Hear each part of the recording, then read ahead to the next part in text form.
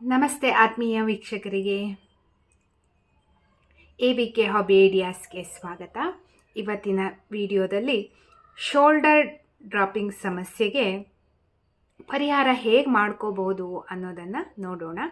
ಅದೇ ರೀತಿ ನೀವು ಇದೇ ಮೊದಲನೇ ಬಾರಿ ನನ್ನ ಚಾನಲ್ನ ವೀಕ್ಷಕರಾಗಿದ್ದರೆ ನನ್ನ ಚಾನಲ್ನ ಸಬ್ಸ್ಕ್ರೈಬ್ ಮಾಡಿ ಹಾಗೂ ಪಕ್ಕದಲ್ಲೇ ಇರೋ ಬೆಲ್ ಬಟನ್ನ ಕ್ಲಿಕ್ ಮಾಡಿ ಆಲ್ ಅಂತ ಆಪ್ಷನ್ ಚೂಸ್ ಮಾಡಿದರೆ ನನ್ನ ಎಲ್ಲ ವಿಡಿಯೋದ ನೋಟಿಫಿಕೇಷನ್ ನಿಮಗೆ ತಲುಪತ್ತೆ. ಆಗ ಎಲ್ಲರಿಗಿಂತ ಮುಂಚಿತವಾಗಿ ವಿಡಿಯೋನ ನೋಡೋದಕ್ಕೆ ಸಹಾಯ ಆಗುತ್ತೆ. ಬನ್ನಿ ಫ್ರೆಂಡ್ಸ್, ಇವಾಗ ಕೆಲವರಿಗೆ ತುಂಬ ಡೀಪ್ ನೆಕ್ ಬೇಕಾಗತ್ತೆ ಮತ್ತು ಬ್ರಾಡ್ ಸಹ ಕೇಳ್ತಾರೆ.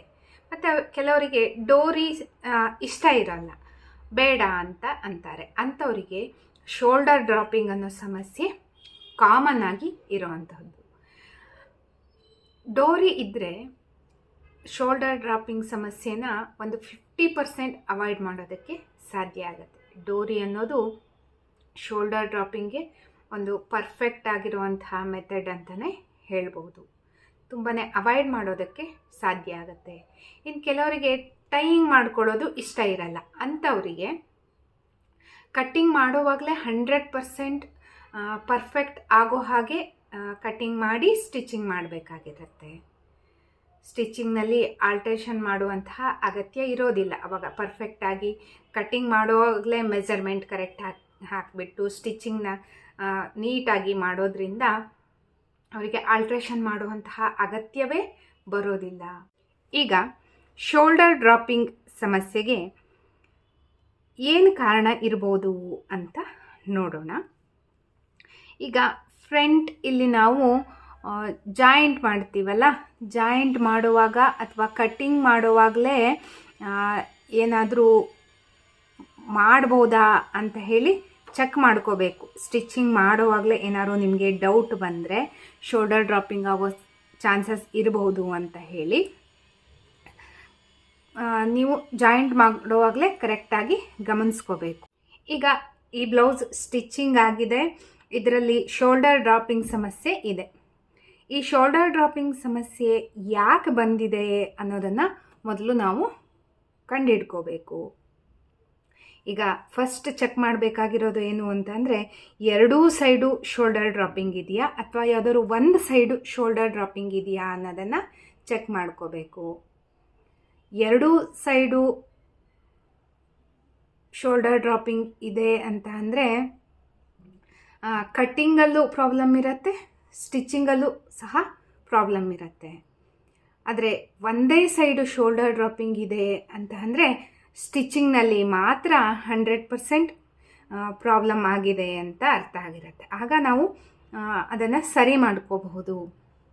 ಈಗ ಇದು ಎಲ್ಲಿ ಪ್ರಾಬ್ಲಮ್ ಆಗಿರೋದು ಅಂತ ನೋಡ್ಕೊಳ್ಳೋದಾದರೆ, ನಾವು ಹೆಚ್ಚಾಗಿ ಇಲ್ಲಿ ನಾವು ಪೈಪಿಂಗ್ ಮಾಡ್ತೀವಿ ಅಥವಾ ಹೆಮ್ಮಿಂಗ್ ಮಾಡ್ತೀವಲ್ಲ, ಆಗ ನಾವು ಈಗ ಸ್ವಲ್ಪ ಎಕ್ಸ್ಪ್ಯಾಂಡ್ ಮಾಡಿಬಿಟ್ಟು ಬಟ್ಟೆನ ಅಟ್ಯಾಚ್ ಮಾಡಿ ನಾವು ಪೈಪಿಂಗ್ ಮಾಡ್ತೀವಲ್ಲ, ಆ ಸಮಯದಲ್ಲಿ ಇಲ್ಲಿ ಎಕ್ಸ್ಪ್ಯಾಂಡ್ ಆಗಿರೋದ್ರಿಂದ ನಿಮಗೆ ಶೋಲ್ಡರ್ ಡ್ರಾಪಿಂಗ್ ಬಂದಿರುವಂತಹ ಚಾನ್ಸಸ್ ಇರುತ್ತೆ. ಇನ್ನೊಂದು ಅಂತ ಅಂದರೆ, ಈಗ ಲೈನಿಂಗ್ ಬಟ್ಟೆನ ಅಟ್ಯಾಚ್ ಮಾಡಿರ್ತೀವಿ ಅಲ್ವಾ, ಲೈನಿಂಗ್ ಬಟ್ಟೆ ಮತ್ತು ಮೇನ್ ಪೀಸ್ನ ಅಟ್ಯಾಚ್ ಮಾಡಿರ್ತೀವಿ. ಆಗಲೂ ಸ್ವಲ್ಪ ನಾವು ಎಳೆದು ಎಕ್ಸ್ಪ್ಯಾಂಡ್ ಮಾಡಿ ಮಾಡುವಾಗಲೂ ಸಹ ಕೆಲವೊಮ್ಮೆ ಲೂಸ್ ಆಗಿರುವಂತಹ ಚಾನ್ಸಸ್ ಇರುತ್ತೆ. ಈಗ ಬ್ಯಾಕ್ ನೆಕ್ನಲ್ಲೂ ಸಹ ನಮಗೆ ಶೋಲ್ಡರ್ ಡ್ರಾಪಿಂಗ್ ಆಗುವಂತಹ ಚಾನ್ಸಸ್ ಇರುತ್ತೆ. ಅಂದರೆ ಪೈಪಿಂಗ್ ನಾವು ಮಾಡ್ತೀವಿ ಅಥವಾ ಹೆಮ್ಮಿಂಗ್ ಮಾಡ್ಕೋತೀವಿ ಅಥವಾ ಈ ರೀತಿ ಡಿಸೈನ್ನ ಮಾಡಿರ್ತೀವಲ್ಲ, ಡಿಸೈನ್ ಮಾಡುವಾಗಲೂ ಸಹ ಸ್ವಲ್ಪ ಎಕ್ಸ್ಪ್ಯಾಂಡ್ ಆಗಿರೋ ಚಾನ್ಸಸ್ ಇರುತ್ತೆ. ಹಾಗಾಗಿ ಶೋಲ್ಡರ್ ಡ್ರಾಪಿಂಗ್ ಆಗುವಂತಹ ಚಾನ್ಸ್ ಇರುತ್ತೆ. ಇದಕ್ಕೀಗ ಪರಿಹಾರವನ್ನು ನೋಡೋದಾದರೆ, ನೋಡಿ ಇಲ್ಲಿ ಅಟ್ಯಾಚ್ ಮಾಡಿರ್ತೀವಲ್ಲ, ಈ ಅಟ್ಯಾಚ್ ಮಾಡಿರೋ ಭಾಗದಲ್ಲಿ ನಿಮಗೇನಾದ್ರು ಸ್ವಲ್ಪ ಅರ್ಜೆಂಟ್ ಇದೆ ಅಂತ ಅಂದರೆ ಈ ರೀತಿ ಮಾರ್ಕ್ ಮಾಡ್ಕೊಂಡ್ಬಿಟ್ಟು ಇಲ್ಲಿಂದ ಹೀಗೆ ಈ ರೀತಿ ಮಾರ್ಕ್ ಮಾಡಿಕೊಂಡು ನಿಮಗೆ ಅರ್ಜೆಂಟ್ ಇದ್ದರೆ ಈ ರೀತಿ ಒಂದು ಸ್ಟಿಚ್ಚನ್ನು ಹಾಕ್ಕೋಬೋದು. ಆದರೆ ಕೆಲವೊಮ್ಮೆ ಏನಾಗುತ್ತೆ, ಫಿನಿಶಿಂಗ್ ಅಷ್ಟೊಂದು ಚೆನ್ನಾಗಿ ಬರೋದಿಲ್ಲ. ನೋಡಿ, ಕೆಲವೊಂದು ಡಿಸೈನ್ ಎಲ್ಲ ಇರುತ್ತೆ ಇಲ್ಲಿ, ಹಾಗಿದ್ದಾಗ ಫಿನಿಶಿಂಗ್ ಅಷ್ಟೊಂದು ಪರ್ಫೆಕ್ಟಾಗಿ ಬರೋದಿಲ್ಲ. ಆಗ ಏನು ಮಾಡಬೇಕು ಅಂತಂದರೆ ನೀಟಾಗಿ ಈ ಓವರ್ಲಾಕ್ನೆಲ್ಲ ಬಿಚ್ಕೊಂಡ್ಬಿಡಬೇಕು. ಈ ಓವರ್ಲಾಕ್ನ ಬಿಚ್ಕೊಂಡು ಎಷ್ಟು ಶೋಲ್ಡರ್ ಡ್ರಾಪಿಂಗ್ ಆಗ್ತಿದೆ ಅಂತ ಹೇಳಿ ಒಂದು ಈ ರೀತಿ ಮಾರ್ಕ್ ಮಾಡ್ಕೋಬೇಕು. ಈ ರೀತಿ ಮಾರ್ಕ್ ಮಾಡಿಕೊಂಡು ನಂತರ ಕರೆಕ್ಟಾಗಿ ಫಿನಿಶಿಂಗ್ ಬರಬೇಕು ಅಂತಂದರೆ ಒಂದಿಷ್ಟು ಇಲ್ಲಿಂದ ಇಲ್ಲಿವರೆಗೆ ಶೋಲ್ಡರ್ನೂ ಸಹ ಓವರ್ಲಾಕ್ನೂ ಬಿಚ್ಕೋಬೇಕು ಮತ್ತು ಮೇನ್ ಸ್ಟಿಚ್ ಏನಿರುತ್ತೆ ಅದನ್ನು ಸಹ ಬಿಚ್ಚಿ ಓಪನ್ ಮಾಡ್ಕೊಳ್ಳುವಂಥದ್ದು. ನಂತರ ನೀಟಾಗಿ ಮಾರ್ಕ್ ಮಾಡಿಕೊಂಡು ಹೀಗೆ ಕ್ರಾಸಲ್ಲಿ ಹಾಕಬೇಕು ಈ ರೀತಿ ನೋಡಿ. ಯಾಕೆಂದರೆ ಶೋಲ್ಡರ್ ಡ್ರಾಪಿಂಗ್ ಬರೋದು ಈ ಸೈಡ್ ಅಲ್ವಾ, ನಮಗೆ ಏನು ನೆಕ್ ಪಾರ್ಟಲ್ಲಿ ಬರುತ್ತಲ್ವ, ಅಲ್ಲಿಂದ ಹೀಗೆ ಕ್ರಾಸಾಗಿ ಒಂದು ಸ್ಟಿಚ್ಚನ್ನು ಹಾಕಬೇಕು.